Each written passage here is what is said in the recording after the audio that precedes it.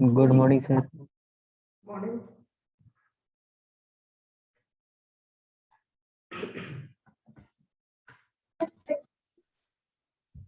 Good morning sir. Morning. ना ये तो मुझे लगा नहीं गुड मॉर्निंग सर। मॉर्निंग।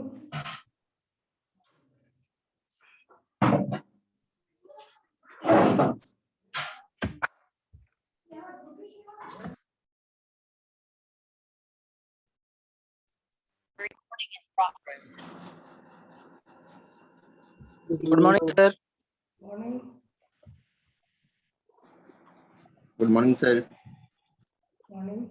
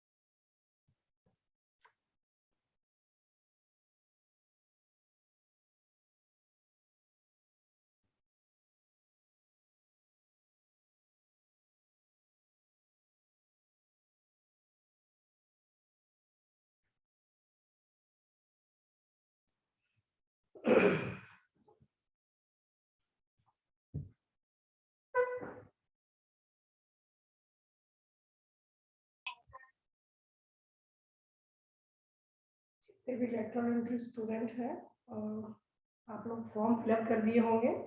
तो फॉर्म सबमिशन के लिए आपका अभी जो गिवन मेल दिया गया है उसमें आप मेल कर देंगे। आप लोगों को एक ही सब्जेक्ट का एग्जाम देना है, वो है आपका इंजीनियरिंग ड्राइंग का, ठीक है, या ग्राफिक्स, इंजीनियरिंग ग्राफिक्स है, उसका एग्जाम आप लोग को इस बार देना है, जो जितने भी लेटर एंट्री स्टूडेंट हैं।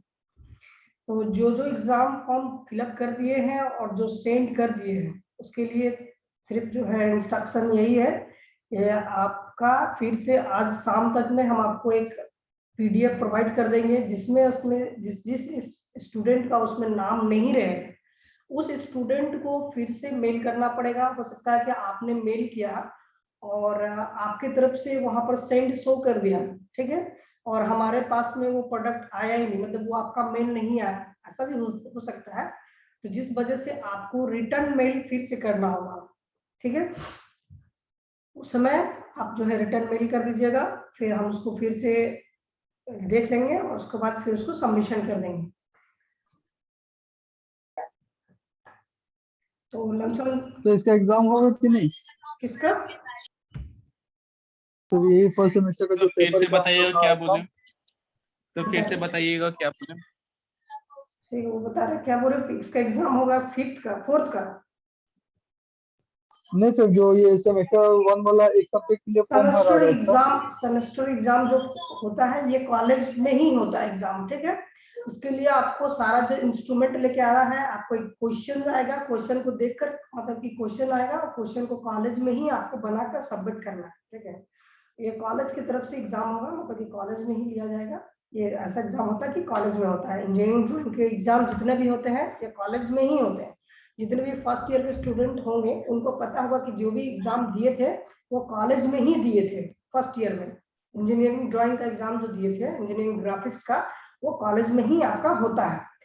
तो जब इन लोग सर का इसके बारे में कुछ पढ़ाई भी नहीं हुआ ना सर, तो इसके क्या बाद उसमें इसके बारे में अगर पढ़ाई नहीं हुआ है तो आप जो फर्स्ट ईयर के जो टीचर हैं, ठीक है, जो आपका ग्राफिक्स लेते हैं, जो आपका ग्राफिक्स लेते हैं उनको बोलिएगा वो आपको ग्राफिक्स का क्लास लेंगे, या फिर ग्राफिक्स का आप उनसे एक रिक्वेस्ट कीजिएगा, ऑटोमेटिक आपका अगर होगा तो आपका क्लास ले लेंगे। क्या क्या आएगा, किस किस टाइप का क्वेश्चन आ सकता है, उसके अकॉर्डिंग आपके पास अभी टाइम कम है तो आप एक बार जो है इसके लिए आप अपने एचओडी से मतलब कि ये बात को रख सकते हैं। अगर उनके पास में ये शेड्यूल खाली होगा तो आपका क्लास आपको दिया जाएगा।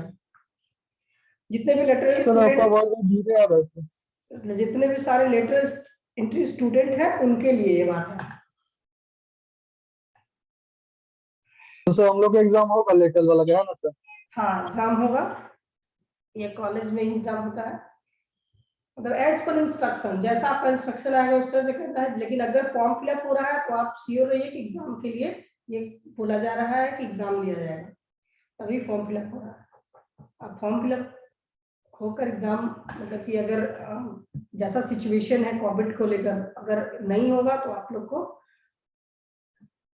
मतलब कि जो होगा इंटरनल मार्क्स बेसिस पे आपको दिया जाएगा।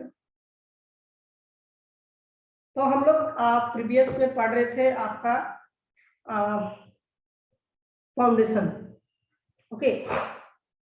तो आज का जो टॉपिक है वो आपका हम रखे हैं आपका इंट्रोडक्शन ऑफ डीप फाउंडेशंस, ठीक है। सेलो फाउंडेशंस कंप्लीट कर दिए थे, तो एक बार फिर से चलते हैं सेलो फाउंडेशन की ओर। और आपको सेलो फाउंडेशंस में जो भी हम पढ़ाए थे सेलो फाउंडेशंस में, और पिछला दिन हमको स्लाइड मिल नहीं रहा था, ठीक है, तो ये पीडीएफ मिल नहीं रहा था तो फिर हम उसको ढूंढ के निकाले। तो shallow foundations and deep foundations. Foundations पहला, सबसे पहला क्या होता है कि lower most part of the building, ये सबसे लोअर मोस्ट सर पार्ट होता है। सर मॉड्यूल नहीं खुल रहा है क्या सर? नहीं मूडल अभी नहीं खुल रहा। मॉड्यूल ओपन नहीं हो रहा? मूडल का आप सर्वर बिजी है, मतलब सर्वर जो है अभी एरर आ रहा है, ठीक है। कॉलेज में मतलब कि कुछ काम चल रहा है मूडल को लेकर, इसी वजह से अभी चल नहीं रहा है, इसीलिए अभी आपका अटेंडेंस नहीं बनेगा। तो जितने भी सारे स्टूडेंट हैं कोई भी एक स्क्रीनशॉट ले लेंगे और हमको भेज देंगे, तो ये अटेंडेंस हम यहाँ से जिस दिन भी होगा उस दिन हमका उस डेट का पर्टिकुलर निकाल कर वहां पर हम सबमिट कर देंगे, अटेंडेंस सबमिट कर देंगे। तो हम क्या बताते हैं फाउंडेशंस। तो यहाँ पर foundations the lower most part जो हो गया, स्ट्रक्चर हो गया या बिल्डिंग हो गया, ये प्रोवाइडेड टू बेस और सब super structure and transmit the load, live load, wind load और आपका सिस्मिक लोड, ये सब सारा जो लोड आता है। फिर आपका डेड लोड, यानी घर का जो डेड लोड होता है, वो सब सारे जो लोड होता है ये इसको क्या करता है, कैरी करता है। और कैरी करने के बाद ये ट्रांसमिट टू द सॉइल, ठीक है, टू द बिलो द, मतलब ये ट्रांसफर किसको करता है, सॉइल को। और सब मतलब कि नीचे अंडरग्राउंड में जो होता है सब बेस से आपका सब सॉइल को ये ट्रांसफर कर देता है बाय फाउंडेशन। ये फाउंडेशन के थ्रू ही आपका सब ट्रांसफर होता है।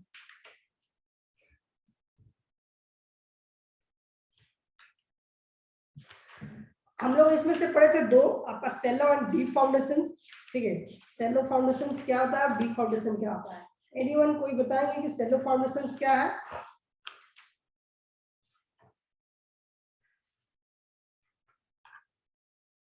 बोलिए।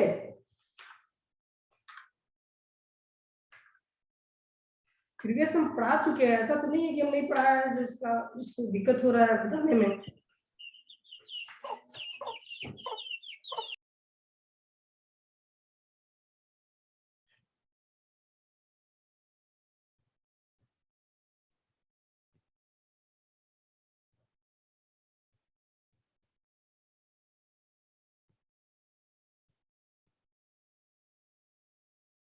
एनीवन, कोई नहीं बताएंगे कि शैलो फाउंडेशन क्या होता है? सर शैलो फाउंडेशन वैसा फाउंडेशन होता है जो क्या बोलते हैं प्लेन्थ लेवल से 1.5 मीटर नीचे तक होता है सर, गहराई पर बनाया जाता है सर। ये ज्यादा गहरा नहीं होता है सर, और बस। देखो अब यहाँ पर हम थोड़ा सा सर definitions- सेलो फाउंडेशन फाउंडेशन का ही पार्ट होता है छोटा सा उसमें, जो थोड़ा मतलब सा- लार्ज थोड़ा एरिया सा को कवर नहीं करता, डीप मतलब small। तो हम यहाँ पर आप समझाते हैं थोड़ा सा, आप लोग ये डिफिनेशन देने में सेल और डीप में थोड़ा सा हम आपको बता देते हैं क्या क्या होता है। सबसे पहला कि जो फाउंडेशंस है, ठीक है,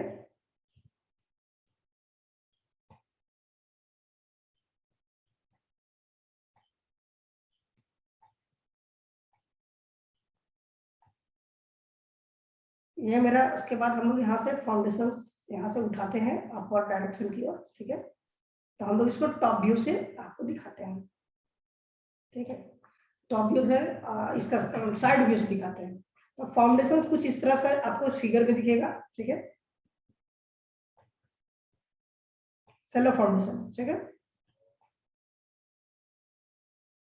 अब सेलो फाउंडेशन का कहना है कि लेंथ और विड्थ, ठीक है, लेंथ और विड्थ हो गया, और इसके डेप्थ, ये तीन का खेला है, लेंथ और विड्थ और डेप्थ। लेंथ किसको कहेंगे? जो इसकी लंबाई है इसको एल बोलेंगे, और इसका जो विड्थ होगा ये होगा विड्थ, और ये होगा आपका डेप्थ। समझ में आया?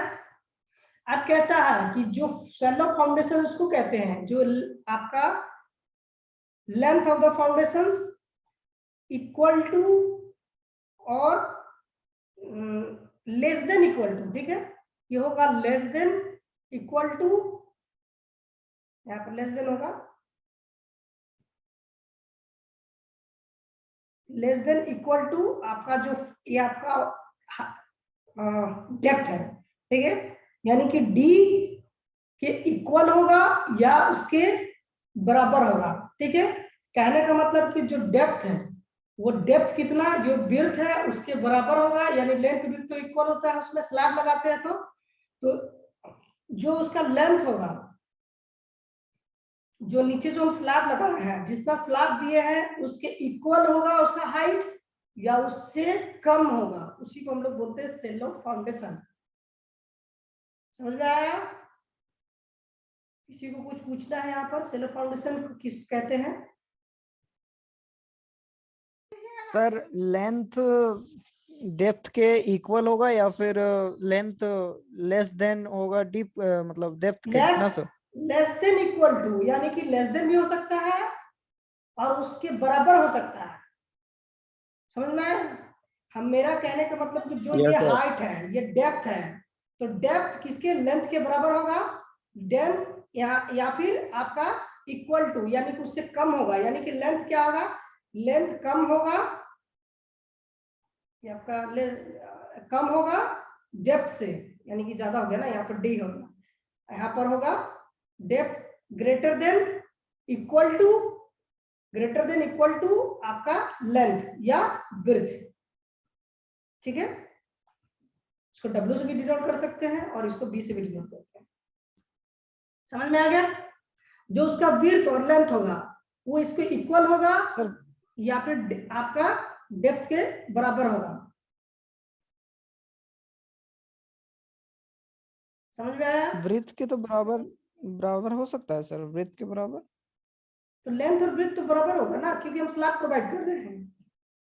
रेक्टेंगुलर स्लैब हम लोग वहां पर बहुत कम, हम लोग स्क्वायर्ड स्लैब लगाते हैं। जब भी स्क्वायर्ड लगेगा तो एल और बी दोनों इक्वल होता है, यानी कि लेंथ और ब्रेथ इसका इक्वल होता है। स्लैब हम लोग जब भी फाउंडेशंस का लगाते हैं तो फाउंडेशंस में क्या होता है कि ज्यादातर हम लोग लेंथ और ब्रेथ इक्वल होता है, यानी कि एल और बी जितने भी है ये दोनों आपको इंटू करेंगे तो इसका आ जाएगा इसका एरिया, ठीक है। एरिया आ जाएगा इस स्लैब का, और इसका जो हाइट है, यानी कि इसका भी अपना कुछ पार्टिकुलर हाइट होगा, यानी कि ये जो कुछ हाइट दिखा रहा है यानी EH होगा, यानी कि जो इस स्लैब का है वो हाइट है, लेकिन हम लोग फाउंडेशंस का बात कर रहे हैं, तो इस फाउंडेशंस के ऊपर में जितना भी आपका ये हाइट तक जाएगा उस हाइट तक हम लोग उसको लेंगे, और उस हाइट तक का यहाँ पर हम लोग बात कर रहे हैं, तो इस हाइट तक का जो है इस पोर्शन से लेकर इस पोर्शन तक पूरा फुल का हाइट का ये बात कर रहे हैं। तो ये कह रहा है कि जो इस स्लैब जो हम लगा रहे हैं, स्लैब के जो लेंथ होगा उसके यानी कि जो विड्थ होगा विड्थ के बराबर होगा या विड्थ से कम होगा, तो मतलब उसका हाइट जो होगा मतलब उसका डेप्थ जो होगा डेप्थ उसका कम होगा या डेप्थ के बराबर होगा, विड्थ के बराबर होगा। समझ में आया? Yes sir. नहीं सर समझ में एक और नहीं समझ बताइए में सर थोड़ा कि सा और समझ सकते हैं। ये एक स्लैब है, ठीक है, इसका एल और बी, ठीक है, बी दोनों क्या है इक्वल है, क्योंकि हम लोग स्क्वायर्ड स्लैब लगाते हैं फाउंडेशंस में, जहां पर देखिएगा आपका फाउंडेशंस होगा वहां स्क्वायर्ड बना रहे, ठीक है, स्क्वायर दोनों है। अब यहाँ पर क्या कह रहे हैं कि जो मेरा यहाँ से फाउंडेशंस निकल रहा है, यानी कि इसका भी कुछ अपना हाइट है, ठीक है, इस हाइट से हो गया। अब इसके ऊपर में हम लोग फाउंडेशंस को यहाँ से अपवर्ड डायरेक्शन की ओर यहाँ से हम लोग निकाल रहे हैं। अब इसके ऊपर में भी हम लोग कुछ ना कुछ इस तरह से आपका सीढ़ी जैसा बनाते हैं, और इधर से भी आपका कुछ आपका इस तरह से सीढ़ी जैसा बनाते हैं, तो इधर चारों तरफ से बना हुआ रहता है। अब कहना है कि जो यहाँ से और यहाँ का डेप्थ है, यानी कि उसको हाइट नहीं बोल सकते क्योंकि ये ग्राउंड लेवल से क्या नीचे जा रहा है, इसको हम लोग डेप्थ बोलते हैं। और जो ये जो आपका एरिया है यानी कि एल है या विड्थ है, दोनों इक्वल है, जिसके वजह से ये भी आपका क्या होगा, इसको एल बोल दीजिए और नहीं तो इसको विड्थ बोल दीजिए, दोनों बोल दिए, एल एंड टू विड्थ जो भी है आप इसको दोनों में से डिनोट कर सकते हैं। अब यहाँ पर क्या कर रहा है कि डी इज ग्रेटर देन, मतलब हाँ डेप्थ इज ग्रेटर देन या इक्वल टू आपका क्या होगा लेंथ, ठीक है, या विड्थ, ठीक है, इसके या इसको डिनोट करते हैं डब्ल्यू से या बी से। समझ में आ गया? ये कह रहा है कि ये जो हाइट Yes, है sir. ये जो हाइट है ये इसके बराबर होगा या इससे कम होगा, नहीं ग्रेटर देन है ना, ग्रेटर देन नहीं लेस देन होगा, लेस देन होगा, क्योंकि इसके बराबर डेप्थ क्या होगा, ये कम हो सकता है, डेप्थ कम भी कर सकते हैं हम, इस हाइट का ही हम लोग ग्राउंड लेवल ले सकते हैं, यानी कि इसका डेप्थ कम हो सकता है लेकिन इसका विड्थ का एरिया ज्यादा होगा, क्योंकि हमको बियरिंग कैपेसिटी चाहिए कम, मतलब कि कम हाइट में ही हमको बियरिंग कैपेसिटी चाहिए सॉइल का, हम लोग क्या करेंगे सरफेस एरिया को इंक्रीज कर देंगे। समझ में आ गया? तो यहाँ पर लेंथ और ब्रेड्थ का खेला। अब देखिए डीप फाउंडेशंस किसको कहते हैं, अभी तुरंत समझ में आ जाएगा। डेप्थ फाउंडेशंस इसको बोलते हैं, यहाँ पर हम लोग जब भी डेप्थ फाउंडेशंस का बात करते हैं तो यहाँ पर एक पाइल का बात आता है, मतलब जो भी आता है डेप्थ यानी गहरा, गहरा बात आएगा तो इस तरह का आपका यहाँ पर कोन की तरह लगा हुआ रहता है, और ये पोर्शन जो होगा आपका रहेगा और ये आपका ग्राउंड लेवल होगा।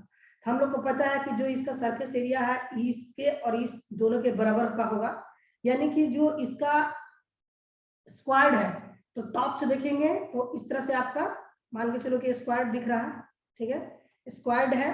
अब स्क्वायर्ड में हम लोग क्या देख रहे हैं कि स्क्वायर्ड पोर्शन है, अब इसमें से ये आपका कंक्रीट का हो सकता है या फिर टिम्बर का हो सकता है या फिर आपका स्टील का हो सकता है, आयरन स्टील का हो सकता है, या फिर आपका डिफरेंट बहुत सारे मटेरियल आता है जिससे कॉम्बिनेशन करके कंपोजिट पाइल बनाते हैं आपका सीमेंट के साथ में, और सीमेंट तो रहे कंक्रीट के साथ में, उसमें एक्स्ट्रा आई सेक्शंस प्रोवाइड करके आप सर्कुलर एक जो है आई से अति प्रोवाइड करके उसके ऊपर कंक्रीटिंग करके उसको प्रोवाइड करते हैं, इस तरह से पाइलिंग बनाते हैं। ये पाइल कर रहे हैं टॉप से देख रहे हैं, तो हम लोग इसका जो लेंथ और विड्थ हमको पता चल गया। सर आपका आवाज कट क्या रहा है सर?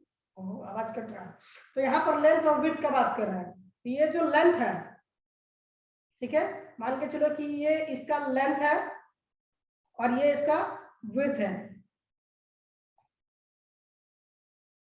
विड्थ हो गया, लेंथ और विड्थ हो गया। अब इसका जो हाइट है ये इसका, इसको बोलते हैं यहां तक अगर रहेगा ये जो एरिया है इसको बोलते हैं डेप्थ, ठीक है। अब यहाँ पर कह रहा है कि लेंथ और विड्थ के लेंथ विड्थ से जो होगा वो आपका 15 टाइम्स तक बड़ा होगा, यानी कि लेंथ और या विड्थ इसके बराबर नहीं, इससे आपका ग्रेटर देन कितना 15 टाइम, यानी 15 गुना, यानी लेंथ अगर 1 डालेंगे ये 15 होगा, ठीक है, अगर 15 गुना होगा, ठीक है, अगर 2 डालेंगे तो ये 30 हो जाएगा, ठीक है, ये 30 हो जाएगा, ठीक है, इस तरह से बढ़ जाएगा। यानी कि अगर इसको हम लोग डालेंगे जितना भी लेंथ और ब्रेथ, यानी कि 2 फीट का होगा तो ये 15 फीट का होगा, अगर 2 फीट का होगा, इस तरह से ये बढ़ता चला जाएगा। ऐसा नहीं है कि तो वहां पर जो होगा 2 फीट का भी रहेगा तो वो 30 फीट तक का हो सकता है, अगर 1.5 फीट का भी होगा तो वो 30 फीट का हो सकता है। लेकिन कह रहा है कि उससे हम लोग जब भी उसका एरिया देते हैं तो उसका 15 टाइम्स अधिक देते हैं। लेकिन यहाँ पर कह रहा है कि टरजागी एक रूल आता है, उसका कहता है कि उस डेप्थ से 3 मीटर से ज्यादा जाएगा तो वो क्या कहलाएगा मेरा, वो आपका डीप फाउंडेशन। यहाँ तक 1.5 मीटर और 1.5 मीटर तक हम लोग यूज करते हैं, और 1.5 मीटर के बाद वो सेलो फाउंडेशन के 1.5 मीटर के बाद बढ़ता है तो 3 मीटर तक आपका कंसीडर करता है सेलो फाउंडेशन में कि हो सकता है रिक्वायरमेंट पड़ सकता है 3 मीटर तक, मतलब कि 1.5 मीटर, हाँ 1.5 मीटर तक। 1.5 मीटर के बाद वो क्या करता है कि उसको चेंज कर देता है, चेंज करने के बाद वो डीप फाउंडेशन में चल जाता है। ये आपका जो जियोटेक का क्लास होगा उसमें जब आएगा फाउंडेशन चैप्टर, जब इसके न्यूमेरिकल आएंगे तब तो उसमें आपको पता चल जाएगा कि कितना डेप्थ होता है कितना ब्रेथ होता है, उसी से आपको कंसीडर किया जाएगा कौन सा आपका जो फाउंडेशन है, ये आपका सेलो फाउंडेशन है, ये डेप्थ फाउंडेशन है। यानी कि 1.5 मीटर से कम होगा तो सेलो फाउंडेशन, 1.5 मीटर से ज्यादा होगा तो डीप फाउंडेशन। ये कह रहा है कि जो हम इसका लेंथ और विड्थ दिए, ये जो आपका लेंथ है, यानी कि इसका जो अपना पर्टिकुलर लेंथ है, इससे क्या होगा कि ये 15 गुना अधिक बड़ा है, यानी कि 15 टाइम्स जो है अधिक है, यानी कि ये 15 टाइम्स ज्यादा बड़ा है। इसको हम लोग बोलते हैं डेप्थ फाउंडेशन, डीप फाउंडेशन बोलते हैं, ठीक है। अब हम लोग इससे आगे बढ़ते हैं। प्रीवियस क्लास में डिस्कस किए थे और बताए थे कि सेलो फाउंडेशंस के बारे में। तो सेलो फाउंडेशंस होता क्या है, सेलो फाउंडेशंस हम लोग पढ़े थे कि जो आपका नॉर्मल जो होगा, हम लोग स्ट्रक्चर लोएस्ट पास जो होगा बिल्डिंग का, उसको हम लोग सेलो फाउंडेशंस बोलते हैं। इसको हम लोग जो है जनरल स्मॉलेस्ट जहां पर घर होगा वहां पर करते हैं। To the distribute the structural load wide horizontal area at a shallow depth, यानी कि कुछ हल्का, यानी कि नॉर्मल डेप्थ तक जो होगा ये स्ट्रक्चरल का लोड होगा, उसको हम लोग वहां ग्राउंड को ट्रांसफर करते हैं, उसी को हम लोग बोलते हैं सेलो फाउंडेशंस। यहाँ पर है स्प्रेड आपका फुटिंग, मतलब इसमें से अब सेलो फाउंडेशन का जितने प्रकार का टाइप हम पढ़ा दिए थे, आपका स्प्रेड फुटिंग और स्ट्रिप फुटिंग। 2 फुटिंग होता है, स्ट्रेप और स्ट्रिप। अब स्ट्रेप क्या होता है, स्ट्रिप क्या होता है, ये 2 फाउंडेशंस हम जो है बताना है आपको, ठीक है। तो स्ट्रेप आपका स्प्रेड फाउंडेशंस के बारे में हो गया है, स्ट्रिप फाउंडेशंस आपको दिखा देंगे कैसा होता है।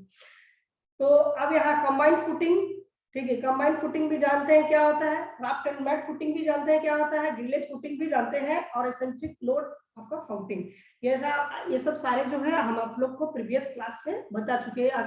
लगातार ये 3 क्लासेस हो गया, तीनों क्लास में हम डिस्कस किए। तो एनीवन कोई बताएंगे कि आपका स्प्रेड फुटिंग क्या है?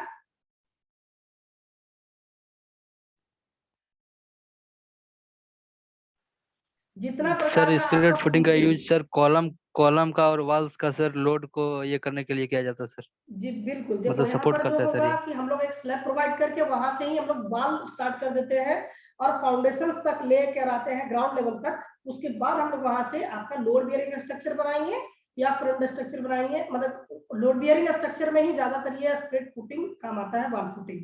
अब वॉल फुटिंग में आपका वहां पर जो होगा भी डिफरेंट टाइप है। आपका वॉल फुटिंग हो गया, फिर आपका स्टोन वॉल फुटिंग हो गया, रेनफोर्समेंट कंक्रीट फुटिंग हो गया, कंबाइंड फुटिंग हो गया, आइसोलेटेड फुटिंग हो गया। ये सब सारे जो है आपका स्प्रेड फुटिंग में ही आता है, लेकिन कंबाइंड फुटिंग यहाँ पर बाहर दे दिया, ठीक है। ये कंबाइंड फुटिंग भी इसी में आता है। कंबाइंड क्या होता है कि हम लोग क्या करते हैं, उसको आपका रेनफोर्समेंट भी लगाते हैं फुटिंग के नीचे, और 2 कॉलम को एक साथ जो है जोड़ते हैं एक ही स्लैब में, उसी को हम लोग कंबाइंड फुटिंग बोलते हैं। तो कंबाइंड फुटिंग में हम लोग देखे हैं कि आपका ट्रेपेजॉइडल और आपका एक था रेक्टेंगुलर, 2 प्रकार का था हम लोग कंबाइंड फुटिंग और आपका ये आइसोलेटेड फुटिंग या फिर सेलो फाउंडेशंस में ही आइसोलेटेड फुटिंग इसको बोलते हैं। ये जो है आपका स्प्रेड फुटिंग, इसी को आइसोलेटेड फुटिंग में ही बोलते हैं। अब यहाँ से आगे बढ़ते हैं। आगे बढ़ने के बाद पता चलता है कि मेरा जो स्प्रेड फुटिंग है वो structural members used to support the column walls and transmit the distributes of their loads or to the soil। मतलब ये क्या करता है सारा काम जो है। अब देखिए यहाँ पर जैसे अभी हम डिस्कस कर रहे थे, यानी कि जो एरिया है ये आपका शैलो फाउंडेशंस है या नहीं है, हम लोग कैसे जानेंगे? तो ये जो आपका एरिया है, यानी कि जो ये स्लैब है ये इस तरह का है, ठीक है, इतना हाइट का है।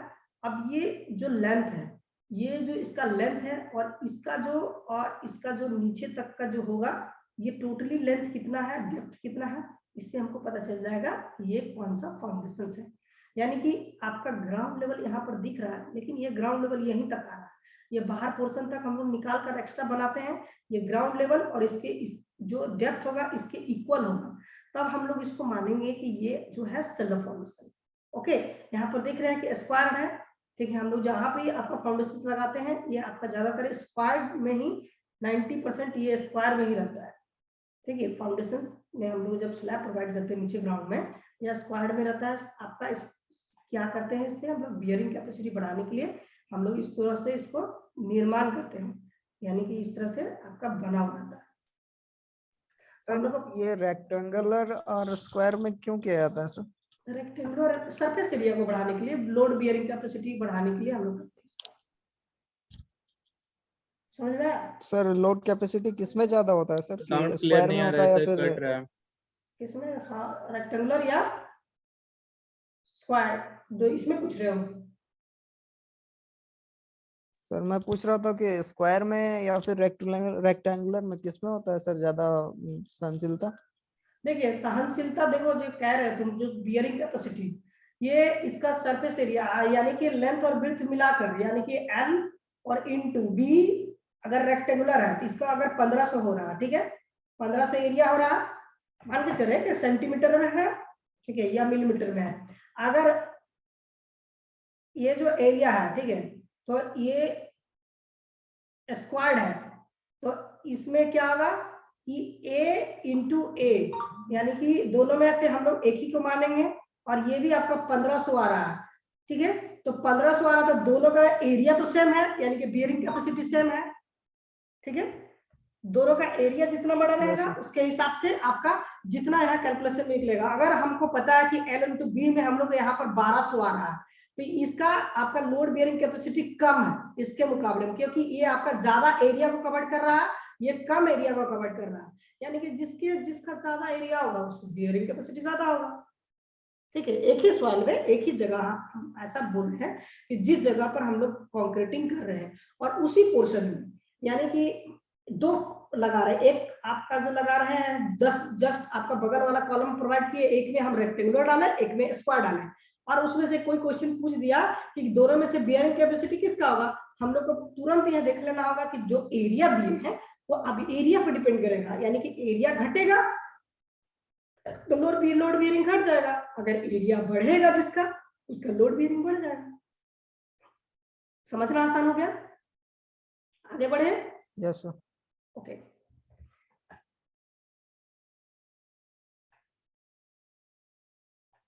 अब हम लोग आगे चलते हैं। यहाँ पर फाउंडेशन स्टेप में देख लिए कि आपका wall footing, reinforcement, invert arch footing, column footing.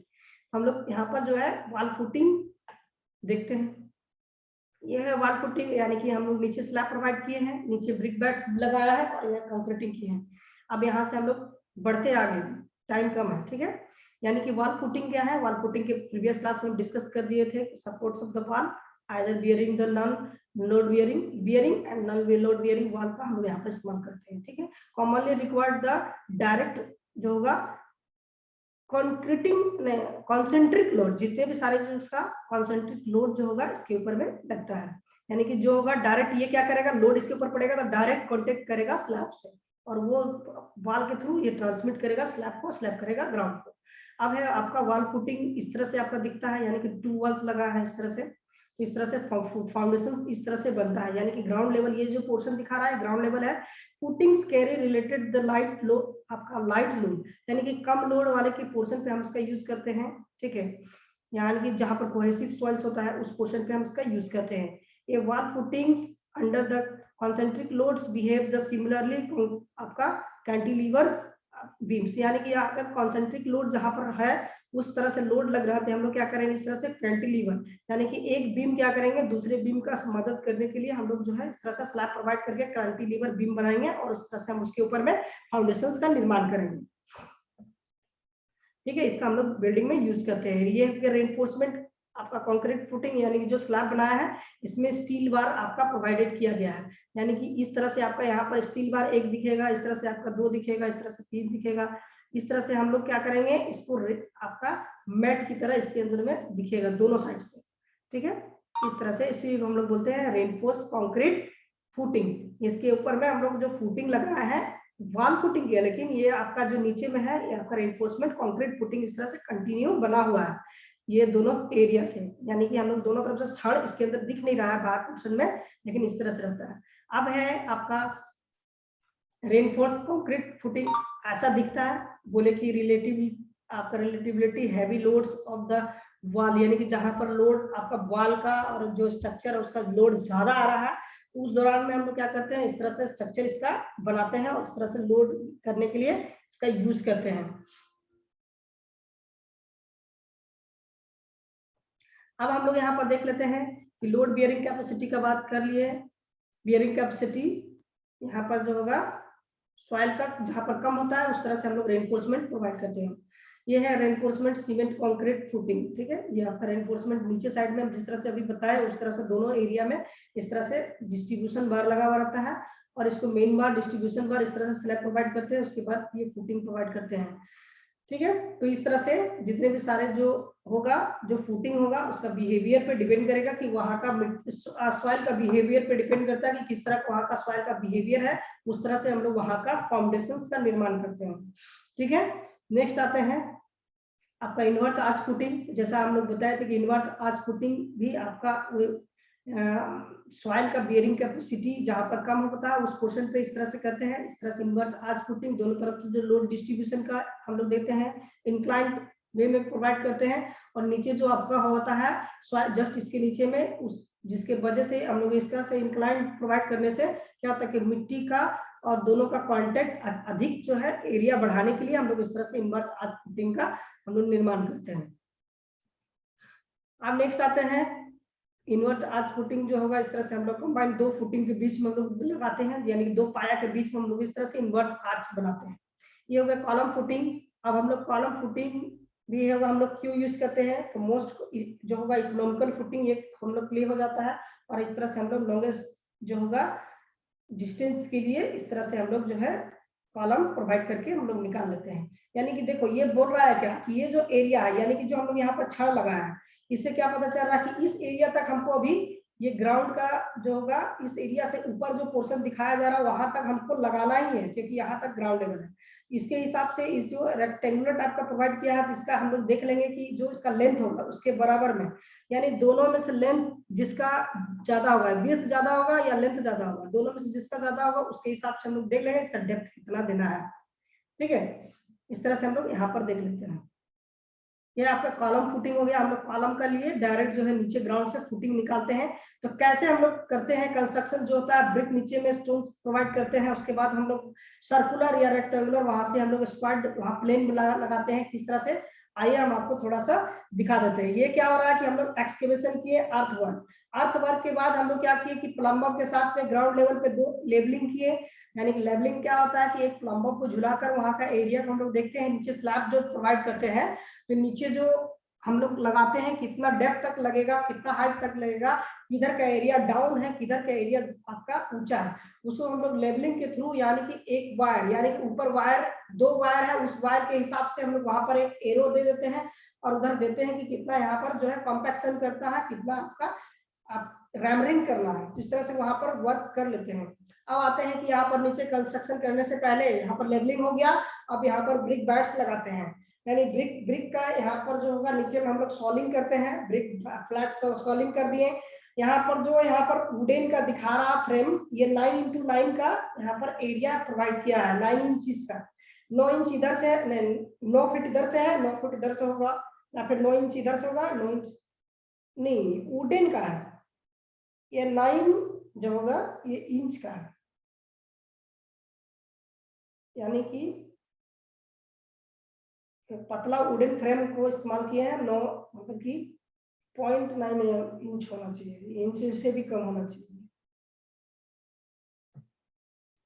इस तरह से हम लोग यहाँ पर इसका वुडन जो फॉर्मवर्क के लिए इसका हम लोग यहाँ पर यूज किए। अब यहाँ पर देखिए कि हम लोग जस्ट अब क्या कर रहे हैं कि बेंडिंग यानी कि ऑफ द रोड, यहाँ पर जितने भी है बार बेंडिंग एरिया हम पढ़ाए थे कि हम लोग बार बेंडिंग एरिया चाहिए, हम लोग को आपको छड़ को मोड़ने के लिए एक एरिया चाहिए, जहाँ पर हम लोग आपका साइड लेआउट पढ़ाए थे। तो लेट वहाँ पर जहाँ पर स्टील रखेंगे उसके बगल में बार बेंडिंग एरिया होना चाहिए। तो हम लोग इस तरह से बाहर पोर्शन से भी लाकर यहाँ पर डायरेक्ट यहाँ पर जहाँ पर आपका क्या होता है कम टाइम लगता है, टाइमिंग हम लोग यहाँ पर कम देते हैं। अब यहाँ पर देखो कि कितना सारा वर्कर काम कर रहा है, 1 2 3 4 5 6 7 8, मतलब 8 वर्कर एक फाउंडेशन में इस तरह से आपका कर रहा है। मतलब ये इसका रिक्वायरमेंट क्या है, बहुत जल्दी है।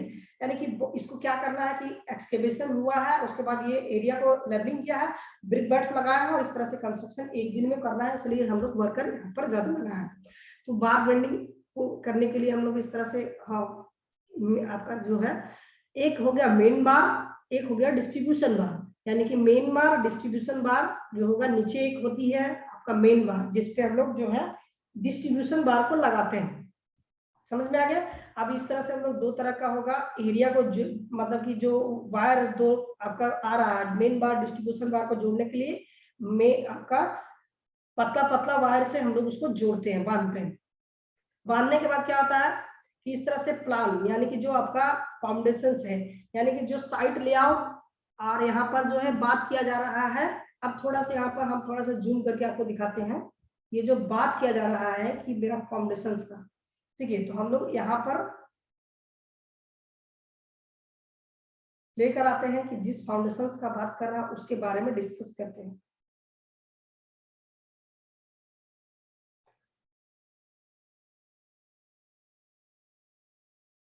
अब देखो इस फाउंडेशन का बात कर रहे हैं तो ये मेरा ड्राइंग है, यानी कि ड्राइंग में क्या है रहा है कि इसका जो यहाँ पर जूम में सबको दिख रहा है, अच्छे से जूम किया हुआ। तो अब देखो यहाँ पर बता रहा है कि यहाँ पर जो एरिया है यानी 4.6 और ये एरिया भी 4.6, यानी कि जो यहाँ से 4.6 कितना हो गया 9, ये टोटल 9 हो गया, 4.6 हो गया।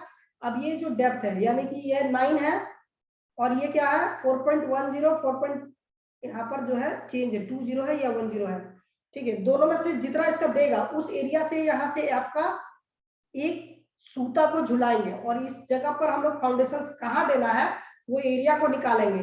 ये C1 हो गया, ये F1 हो गया, ये C2 हो गया, ये CF2 हो गया, ये C2 हो गया। यहाँ 17 पॉइंट कुछ है, ये आपका प्लान है यानी कि ये पेपर में है, इसको जमीन पे इम्प्लीमेंट करते हैं तो वहां पर हम लोग को रिक्वायरमेंट पड़ता है। अब ये डिस्टेंस, अब इसका भी पार्टिकुलर कुछ डिस्टेंस होगा, ये जो एरिया है इसका भी कुछ आपका डिस्टेंस होगा, ये एरिया यहाँ से यहाँ तक है इसका भी कुछ डिस्टेंस होगा, ये हर एरिया का हर एक चीज का आपका डिस्टेंस दिया रहेगा, ठीक है। हर पोर्शन का आपका डिस्टेंस आपका इसमें प्लान में सब कुछ दिया रहेगा। अब यहाँ पर देख रहे हैं कि ये एक कॉलम और ये एक कॉलम, 2 कॉलम, ये 3 कॉलम और ये 4 कॉलम, ये एक दूसरे को जोड़ रहा है, ठीक है। यानी कि हम लोग यहाँ पर जो नीचे में हम लोग प्लिंथ नीचे में जो प्लिंथ लगाएंगे, ठीक है, ये चारों को जोड़कर एक प्लिंथ बना रहे हैं फाउंडेशंस के नीचे। ये तो स्लैब है, ये तो इंटरनल चला जाएगा, ये जमीन के ऊपर का बात कर रहे हैं, इसको हम लोग चारों को जोड़कर यहाँ पर जो है एरिया बनाएंगे। जब प्लान देखेंगे ड्राइंग देखेंगे तो अच्छे प्रकार से समझ में आएगा। हम लोग साइट लेआउट में हम लोग नहीं पढ़े थे और यहाँ पढ़ लिया। अब इसी में से आपका जब सेंटर लाइन मेथड होगा तो मैम समझा देगी कि सेंटर लाइन का हम लोग यूज क्यों करते हैं। जो सेंटरिंग लाइन दिया गया है इस तरह से हम लोग सेंटर प्रोवाइड करते हैं, उस तरह से ये जो आपका जब आपका लेआउट का एक क्लास आएगा उस क्लास में सेंटर लाइन मेथड के थ्रू आपका जितना भी है ये लेआउट समझाया जाएगा, ठीक है। तो ये आपका लेआउट बताया गया। अभी क्लास आपका इंड हो जाएगा। फिर से रिज्वाइन करेंगे, रिज्वाइन करने के बाद हम इसके आगे का पोर्शन दिखाएंगे कि कैसे यहाँ पर जो है हम लोग फाउंडेशन